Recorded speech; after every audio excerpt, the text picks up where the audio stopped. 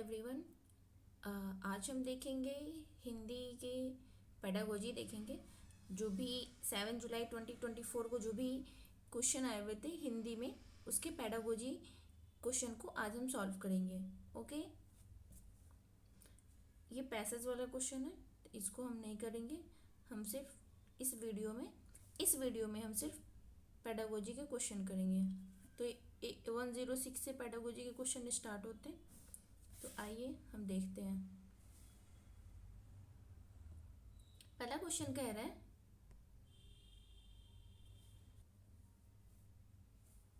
पहला क्वेश्चन कह रहा है 106 नंबर, आप हिंदी भाषा अध्यापक हैं और आपकी नियुक्ति पंजाब के किसी प्राथमिक विद्यालय में होती है।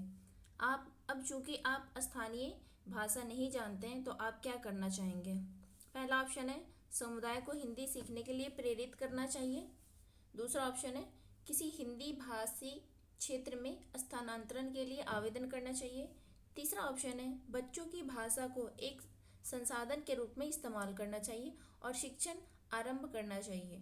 चौथा ऑप्शन है अंग्रेजी में संप्रेषण करना चाहिए। तो बताइए इसका कौन सा आंसर होगा?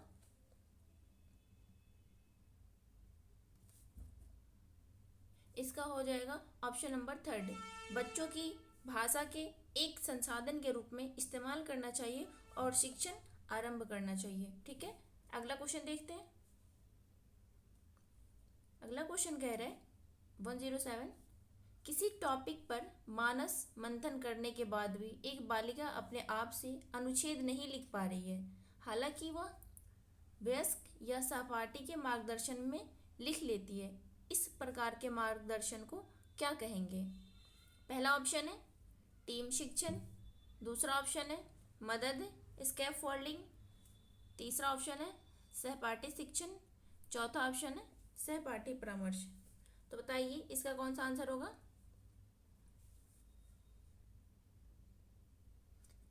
इसका हो जाएगा ऑप्शन नंबर 2।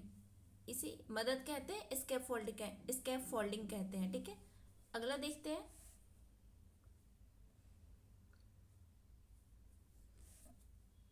क्वेश्चन नंबर 108, भाषा अर्जन केवल तभी घटित होती है जब डैश होता है। पहला ऑप्शन है बच्चों को भाषा का परिवेश एक्सपोजर दिया जाए।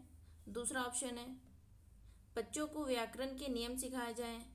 तीसरा ऑप्शन है बच्चों को अनुवाद करने का अभ्यास करवाया जाए। चौथा ऑप्शन है बच्चों को पठन के अवसर दिए जाएं। तो बताइए कौन सा आंसर होगा इसका? 108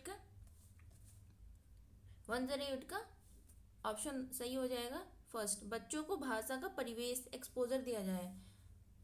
ठीक है, अगला क्वेश्चन देखते हैं। 109, निम्नलिखित में से कौन सा कथन पाठ्य पुस्तक के बारे में सही है? ये पूछ रहा है कौन सा सही है।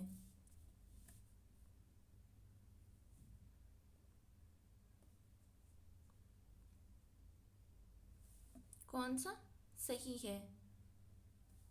पहला ऑप्शन है पाठ्य पुस्तक का स्थान कोई दूसरा नहीं ले सकता। दूसरा है पाठ्य पुस्तक अध्यापक और विद्यार्थी के लिए एकमात्र महत्वपूर्ण सामग्री है। तीसरा है यह पाठ्यचर्या में उल्लिखित उद्देश्यों को प्राप्त करने में मदद करती है। चौथा ऑप्शन है यह सत्र के लिए शैक्षिक गतिविधियों की योजना है। तो बताइए इसका कौन सा आंसर होगा? इसका सही आंसर हो जाएगा ऑप्शन नंबर 3, यह पाठ्यचर्या में उल्लिखित उद्देश्यों को प्राप्त करने में मदद करती है। अगला क्वेश्चन देखते हैं। 104, आप कक्षा 5 के अध्यापक हैं।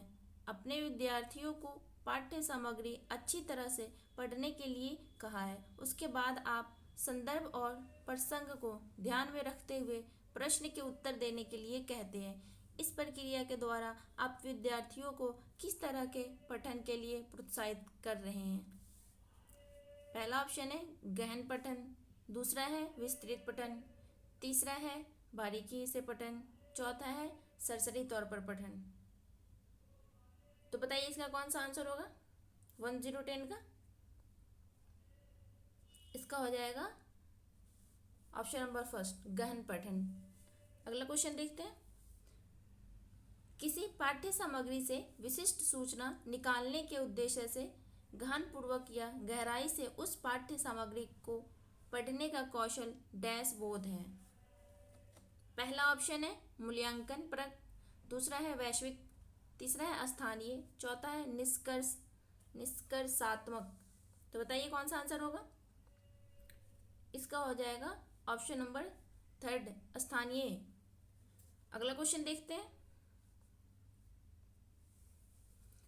व्याकरण पढ़ने का निगमनात्मक उपागम अनुशंसा करता है कि हम सब पहले डैश हैं। पहला ऑप्शन है ड्रिल के माध्यम से अभ्यास करवाना चाहिए, दूसरा ऑप्शन है उदाहरण प्रस्तुत करना चाहिए, तीसरा ऑप्शन है नियम प्रस्तुत करना चाहिए, चौथा ऑप्शन है वास्तविक संप्रेषण प्रस्तुत करना चाहिए। तो बताइए इसका कौन सा आंसर सही होगा?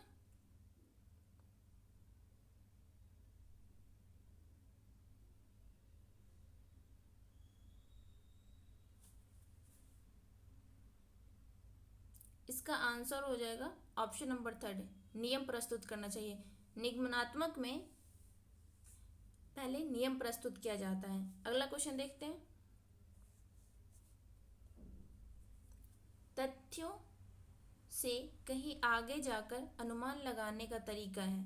पहला है पाठ्य सामग्री का विस्तार, दूसरा है व्याख्यान करना, तीसरा है विश्लेषण करना, चौथा है निष्कर्ष निकालना।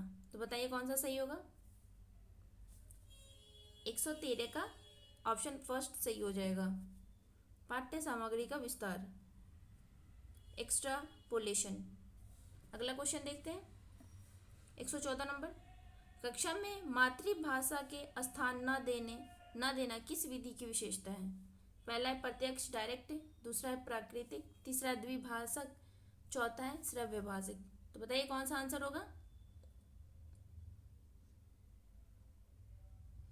इसका हो जाएगा ऑप्शन नंबर फर्स्ट, प्रत्यक्ष डायरेक्ट मेथड।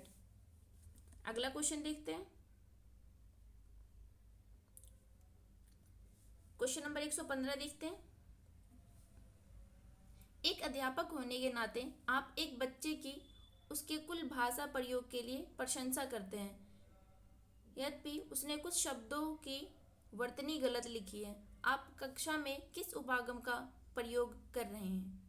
पहला ऑप्शन है संरचनात्मक, दूसरा है समग्र भाषा, तीसरा है संप्रेषणात्मक, चौथा है रचनावादी।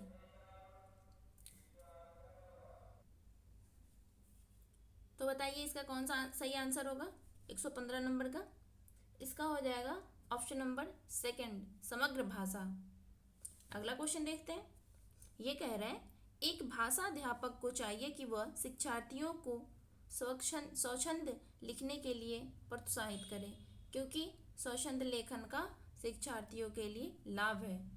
पहला ऑप्शन कह रहा है शिक्षार्थी अपने प्रथम भाषा के लिखित स्वरूप के गुणधर्म में समावेशित कर सकते हैं। दूसरा ऑप्शन कह रहा है यह शिक्षार्थियों को प्रवाह के साथ और रचनात्मक तरीके से लिखने के लिए प्रोत्साहित करता है। तीसरा ऑप्शन कह रहा है शिक्षार्थी लिखने या ना लिखने के लिए स्वतंत्र हैं। चौथा ऑप्शन कह रहा है शिक्षार्थी ये महसूस नहीं करते हैं कि उन्हें कुछ अधिक या एकदम सटीक लिखना है। इसका कौन सा आंसर होगा?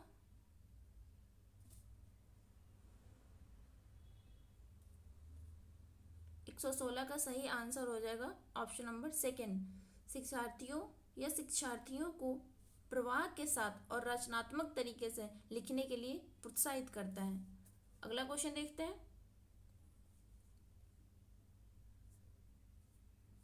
क्वेश्चन नंबर 117, यह अधिगम एक प्रकार है जिसमें बच्चे को उच्च स्तरीय मानसिक प्रक्रियाओं जैसे बुद्धि या तर्क करना आदि का प्रयोग करना होता है। पहला ऑप्शन है संरचना अधिगम, दूसरा है मौखिक अधिगम, तीसरा है अवधारणा अधिगम, चौथा है गत्यात्मक कौशल अधिगम। तो बताइए इसका कौन सा आंसर सही होगा? इसका सही आंसर हो जाएगा ऑप्शन नंबर थर्ड, अवधारणा अधिगम। अगला क्वेश्चन देखते हैं। निम्नलिखित में से कौन सा कक्षाई अभ्यास विद्यार्थियों में मौखिक भाषा के विकास में मदद करेगा? पहला ऑप्शन कह रहा है नए या अपरिचित शब्दों के सही उच्चारण का अभ्यास करना। दूसरा ऑप्शन कह रहा है अध्यापक के साथ पाठ्य सामग्री का समावेत पठन। तीसरा ऑप्शन कह रहा है कविता को कंठस्थ कर लेने के बाद कविता का समवेत गायन। चौथा ऑप्शन कह रहा है रोल प्ले में भाग लेना। तो बताइए इसका कौन सा आंसर सही होगा? इसका जिसमें बच्चा ज़्यादा एक्टिव है आंसर वही सबसे ज़्यादा सही होता है और सटीक होता है। इसका ऑप्शन नंबर सही आंसर हो जाएगा ऑप्शन नंबर 4, रोल प्ले में भाग लेना। बच्चा जो उसमें खुद से करके सीखेगा तो उसको ज़्यादा अच्छे से समझ आएगी। अगला क्वेश्चन देख रहे हैं 119 नंबर। जब हम ये कहते हैं कि भाषा यादृच्छिक है तो इसका तात्पर्य है। पहला कह रहा है भाषा पहले से निर्धारित सिद्धांतों का पालन करती है। दूसरा कह रहा है भाषा के शब्दों और उनके अर्थों के बीच अंतर्निहित संबंध है। तीसरा कह रहा है शब्दों और उनके अर्थ के बीच संबंध किसी ठोस कारण पर आधारित है, ना कि बस यूं ही। चौथा ऑप्शन कह रहा है भाषा के शब्द और उनके अर्थों के बीच किस प्रकार का अंतर्निहित संबंध नहीं है, किसी प्रकार का अंतर्निहित संबंध नहीं है। तो बताइए इसका कौन सा आंसर होगा? इसका सही आंसर हो जाएगा ऑप्शन नंबर 4, भाषा के शब्दों और उनके अर्थों के बीच किसी प्रकार का अंतर्निहित संबंध नहीं होता है। आज का लास्ट क्वेश्चन है क्वेश्चन नंबर 120। भाषा अधिगम में निदानात्मक परीक्षण का उद्देश्य क्या है? पहला ऑप्शन है विद्यार्थियों की प्रगति रिपोर्ट कार्ड में प्राप्त फल लिखना। दूसरा ऑप्शन है योगात्मक आकलन के लिए योजना और प्रश्न बनाना। तीसरा ऑप्शन है अभिभावक शिक्षक बैठक में अभिभावकों को सूचित करना और ध्यान देने के लिए कहना। चौथा ऑप्शन है बच्चों की समझ में रह गए अंतरों को जानना और उपचारात्मक कदम उठाना। तो बताइए इसका कौन सा आंसर सही होगा? इसका सही आंसर हो जाएगा ऑप्शन नंबर 4, बच्चों की समझ में रह गए अंतरों को जानना और उपचारात्मक कदम उठाना। तो आज हमने इस वीडियो में 15 पेडागोजी के क्वेश्चन सॉल्व किए हैं। अगर आपको अच्छा लगता है तो आप इस चैनल को लाइक, शेयर एंड सब्सक्राइब करना ना भूलें। Thank you.